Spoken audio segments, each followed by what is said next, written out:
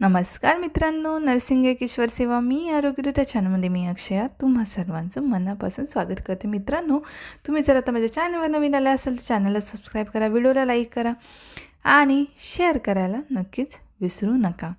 तर तुम्ही जर आता आपण बघणार आहोत आजच्या व्हिडिओमध्ये GNM फर्स्ट इयर बिहेवियर सायन्समधला हा प्रश्न विचारला गेलेला आहे. ग्रामीण समाजातील वेगवेगळ्या समस्या कोणत्या आहेत? Write the problems of rural कम्युनिटीमध्ये कोणकोणत्या समस्या असतात ते आपण बघणार आहोत. तर आपण बघूया. पहिली आहे आर्थिक समस्या. आर्थिक समस्येमध्ये ग्रामीण समाजात ही पहिली समस्या येते, आर्थिक समस्या. तर आपण ग्रामीण भागात 3 प्रकारचे शेतकरी आढळतात. ठीक आहे. जमीनदार, थोडी शेती करणारे व शेतमजूर. निरनिराळ्या कर्जाच्या योजना, कर्जमाफी यांचा फायदा मोठ्या जमीनदारांनाच मिळतो. मध्यम शेतकरी मात्र अनेक समस्यांना सामोरे जात आहेत. तर ग्रामीण समाजात आहेत त्या 3 प्रकारचे शेतकरी आढळतात. ठीक आहे. जमीनदार आहेत, थोडी शेती असणारे शेतमजूर, निरनिराळ्या कर्जाच्या योजना, कर्जमाफी यांचा फायदा मोठ्या जमीनदारांनाच मिळतो. मध्यम जे शेतकरी असतात ते अनेक समस्यांना सामोरे जात आहेत. आता दुसरी समस्या आहे दारिद्र्य.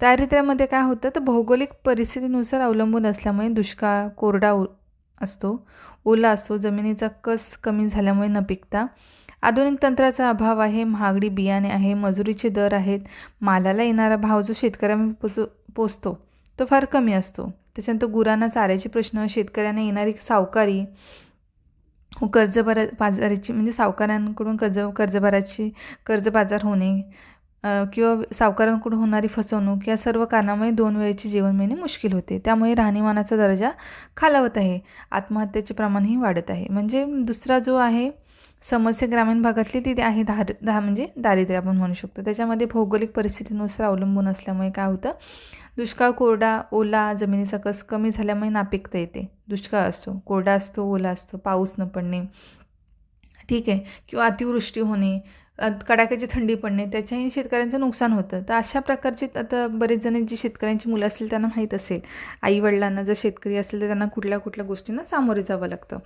तर जमिनीचा कस कमी झाल्यामुळे नापिकता, आधुनिक तंत्राचा अभाव, महागडी बियाणे असतात, मजुरीचे दर, मालाला येणारा भाव जो शेतकऱ्यांपर्यंत पोचतो तो फार कमी असतो, गुरांना चाऱ्याचे प्रश्न असतात, शेतकऱ्यांवर येणारी सावकारी, कर्जबाजारीची वेळ व सावकारांकडून होणारी फसवणूक या सर्व कारणामुळे काय होतं, 2 वेळचं जेवण मिळणं मुश्किल होतं. त्यामुळे राहणीमानाचा जो दर्जा आहे तो काय तर खालावत आहे, आत्महत्येचे प्रमाण वाढत चालले आहे.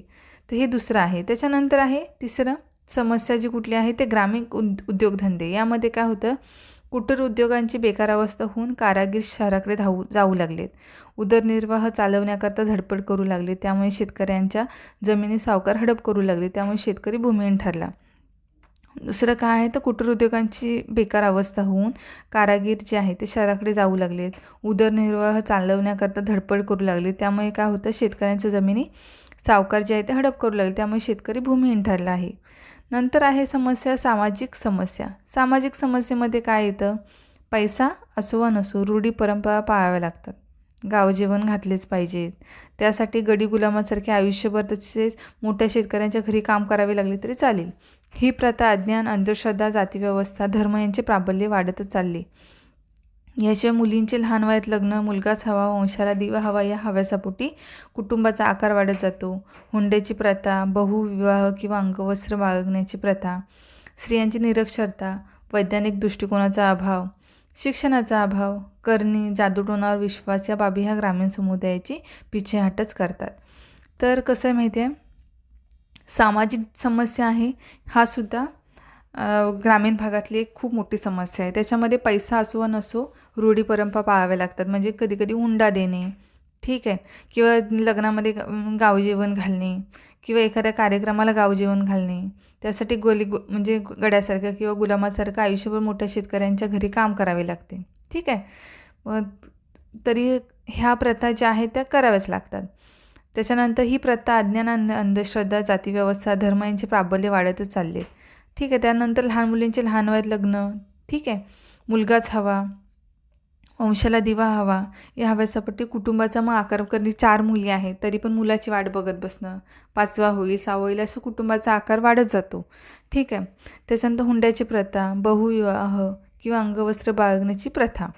स्त्रियांची शिक्षण नाही आहे, स्त्रियांना निरक्षर आहेत, वैज्ञानिक दृष्टिकोनाचा अभाव, शिक्षणाचा अभाव आहे, करणी केले, जादूटोणा विश्वास, त्या बाबांकडे जाणे, जे करणी केली आहे का कुणी ते विचारण्यासाठी, मग ते जे आहे ते हे करणं, कुणीतरी ब्लॅक मॅजिक ह्यासारख्या ज्या गोष्टी किंवा जादूटोणा करणे, ह्या गोष्टींनी काय होतं, ग्रामीण समुदायाची काय होते, पिछेहाटच करतात ह्या गोष्टी ज्या आहेत त्या. त्याच्यानंतर शिक्षणाची हेळसांड. तर गावामध्ये 10वी ते 12वीपर्यंत शिक्षणाची सोय नाही. शिक्षणासाठी करावी लागणारी पायपीट, शाळेमध्ये जे तज्ज्ञ व्यक्तींचा अभाव, त्याच्यानंतर पडक्या इमारती, सुखसोयी, ग्रंथालयाचा अभाव आहे. त्याच्यानंतर विद्यार्थ्यांची गैरहजेरी, यामुळे शिक्षणाला फारसे महत्त्व दिले जात नव्हते. सुगीच्या वेळी मुले ते शाळेत जात नसत. परीक्षेच्या वेळी विविध कॉपीतंत्री, यामुळे 10वी पास झालेले विद्यार्थी महाविद्यालय शिक्षणात गोंधळून जात असत. सध्या खेड्यातील मुले काही प्रमाणात चांगले शिक्षण घेत आहेत. विना अनुदानित शिक्षण संस्थेच्या सोयी झाल्यामुळे तंत्रशिक्षणाची उपलब्ध झाली आहे. त्याच्यानंतर जिल्हा तालुक्याच्या ठिकाणी परिचर्या शाळा उघडल्या आहेत. त्यामुळे 10वी पास झालेल्या मुली परिचर्या शिक्षण प्रवेश घेऊ शकतात आणि आर्थिकदृष्ट्या स्वावलंबी होत आहे. ही प्रगतीच म्हणावी लागेल. तर कसं आहे माहिती आहे, शिक्षणाची हेळसांड करणे म्हणजे शिक्षणाचं महत्त्व नाही आहे. तर गावामध्ये 10वी 12वीपर्यंत शिक्षणाची सोय नाही आणि शिक्षणासाठी करावी लागणारी पायपीट, शाळेमध्ये तज्ज्ञ शिक्षकांचा अभाव, जे गरजेचे आहे शिक्षकांचा अभाव आहे, पडक्या इमारती आहे, शाळा व्यवस्थित नाही आहे, सुखसोयी नाही आहेत, ग्रंथालयांचा अभाव आहे, विद्यार्थ्यांची गैरहजेरी असते, कारण काही कारणामुळे शेतीसाठी आईवडील बोलतात नको जाऊ, शाळेत राहा. यामुळे शिक्षणाला फारसं महत्त्व दिलं जात नाही. सुगीच्या वेळी मुले शाळेत जात नसत. परीक्षेच्या वेळी विविध कॉपी तंत्र करणं किंवा कॉपीचा वापर करणं आणि 10वी पास झालेल्या विद्यार्थ्यांना मग कसं कॉलेजला गेल्यावरती थोडासा त्रास होणार. विना अनुदानित शिक्षण संस्थेची सोय झाल्यामुळे तंत्रशिक्षणाची आता कसं आहे उपलब्धता झाली आहे. जिल्हा तालुक्यांच्या ठिकाणी परिचर्या शाळा उघडल्या जात आहेत. त्यामुळे 10वी पास झालेल्या मुली आहेत त्या परिचर्या शिक्षण म्हणजे नर्सिंगचं शिक्षण घेत आहेत.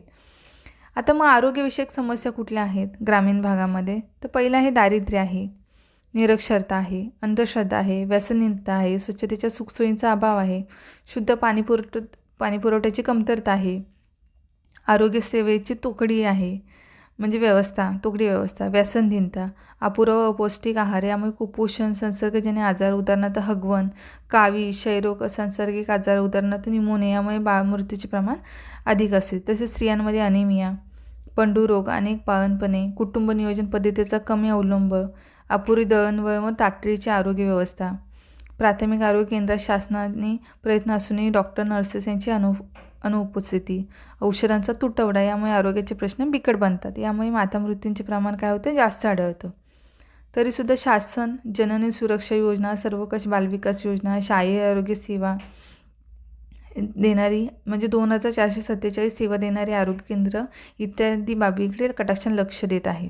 तर आरोग्यशन समस्यामध्ये दारिद्र्य आहे, निरक्षरता आहे, व्यसनहीनता आहे, स्वच्छतेच्या सुखसोयींचे अभाव आहे, शुद्ध पाणी पुरवठा नाही आहे, पाणी तसंच पिणं किंवा चांगलं नाही आहे, घाणेरड्या पाण्याचा वापर, आरोग्यसेवेची तोकडी व्यवस्था आहे, व्यसनहीनता म्हणजे दारू पिणे किंवा व्यसन असणे, गांजा वगैरे याचं, त्याच्यानंतर अपुरा अपौष्टिक आहार असतो, अपुरा आहार आणि त्याच्यामध्ये अपौष्टिक आहार, पौष्टिक नाही आहे, यामुळे कुपोषण होतं, संसर्गजन्य आजार होतात, हगवण, कावी, क्षयरोग, संसर्गिक आजार होतात, निमोनिया होतो, यामुळे काय होतं बालमृत्यूचे प्रमाण अधिक असते. स्त्रियांमध्ये असणारा अनिमिया, पंडुरोग होतो, बाळंतपणी कुटुंब नियोजन पद्धतीचा कमी अवलंब, त्याच्यानंतर अपुरी दळणवळण व तातडीची आरोग्य व्यवस्था, त्याच्यानंतर प्राथमिक आरोग्य केंद्रात शासनाचे प्रयत्न असूनही डॉक्टर नर्सेस यांची अनुपस्थिती, औषधांचा तुटवडा, अशा गोष्टी आहेत. त्याच्यानंतर ग्रामीण आरोग्य अभियान जो राबवत आहेत त्यामध्ये आरोग्यविषयक समस्या कमी करण्यासाठी पब्लिक प्रायव्हेट पार्टनरशिप, जागतिक आरोग्य संघटना, युनिसेफ, स्थानिक आरोग्य संस्था यांच्या मदतीने अविरत प्रयत्न आता सगळेजण करत आहेत. तर अशा प्रकारे होत्या आरोग्यविषयक समस्या, शिक्षणाची हेळसांड, ग्रामीण उद्योगधंदे, त्याच्यानंतर दारिद्र्य आहे, आर्थिक समस्या, अशा ग्रामीण समाजातल्या वेगवेगळ्या समस्या आहेत. तर हा बिहेवियर सायन्समध्ये GNM फर्स्ट इयरला हा प्रश्न विचारला जातो. तर चॅनलवर नवीन असाल तर सबस्क्राईब करायला विसरू नका आणि भेटू आपण लवकरच पुढच्या व्हिडिओमध्ये सगळी महत्त्वपूर्ण माहिती घेऊन. तोपर्यंत काळजी घ्यायची, मस्त राहायचं आहे, अभ्यास करायचा. आत्तापासूनच अभ्यासाला सुरुवात करा. तुम्हाला मी नेहमीच सांगते व्हिडिओमध्ये की आत्तापासून अभ्यास केला तर तुम्हाला नंतर ह्या गोष्टींचा अजिबात बिलकुल त्रास होणार नाही आहे. तर अभ्यास करायला नक्की विसरू नका. भेटू लवकरच पुढच्या व्हिडिओमध्ये. तोपर्यंत काळजी घ्या, मस्त राहा, स्वस्थ राहा. धन्यवाद.